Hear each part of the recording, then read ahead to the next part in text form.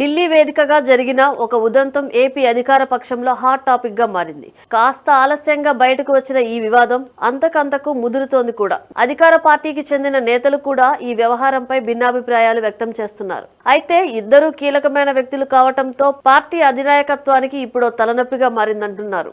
ఇంతకు అసలేం జరిగిందంటే, ఉపరాష్ట్రపతి ప్రమాణ స్వీకారం కోసం ఏపీ ముఖ్యమంత్రి చంద్రబాబు ఢిల్లీకి వెళ్లారు. ఈ సందర్భంగా ముఖ్యమంత్రిని కలిసేందుకు ఆయన బస చేసిన దగ్గరకు టీడీపీ మహిళా ఎంపీ శబరి వెళ్లారు. ముఖ్యమంత్రి బిజీగా ఉన్నారని ఎంపీ శబరికి ముఖ్యమంత్రి అడిషనల్ సెక్రటరీ కార్తికేయ మిశ్రా చెప్పి అడ్డుకున్నారు. దీంతో ఆమె చాలాసేపు ముఖ్యమంత్రిని కలిసేందుకు అక్కడే ఉండిపోయారు.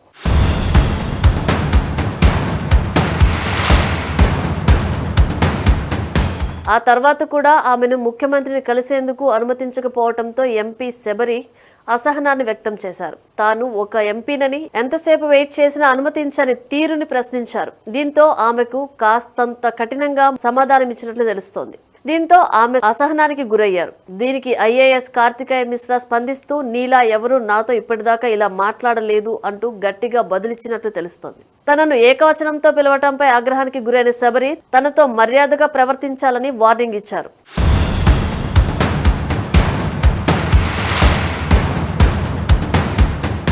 ఓవైపు ముఖ్యమంత్రి అడిషనల్ సెక్రటరీ, ఇంకోవైపు సొంత పార్టీకి చెందిన మహిళా ఎంపీ కావటం, ఇరువురు గట్టిగా మాట్లాడుకోవటంతో అక్కడున్న కొందరు కలగజేసుకుని ఎంపీ శబరిని అక్కడి నుంచి తీసుకువెళ్లిపోయారు. కార్తికేయ మిశ్రా తీరుపై ఆగ్రహం వ్యక్తం చేస్తూ తనను ట్రీట్ చేసిన పద్ధతి ఏమాత్రం బాగోలేదంటూ మంత్రి నారా లోకేష్ కు ఆమె కంప్లైంట్ చేసినట్లుగా తెలుస్తోంది. అయితే ముఖ్యమంత్రి చంద్రబాబుకు అదనపు కార్యదర్శిగా కార్తికేయ మిశ్రాను ఎంపిక చేసిందే లోకేష్.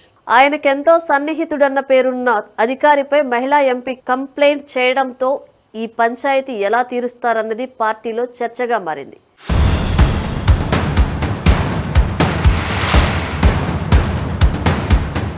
అధికారులు ఎవరైనా పార్టీ ప్రజాప్రతినిధుల విషయంలో జాగ్రత్తగా వ్యవహరించాలన్న వాదనను వినిపిస్తున్నారు.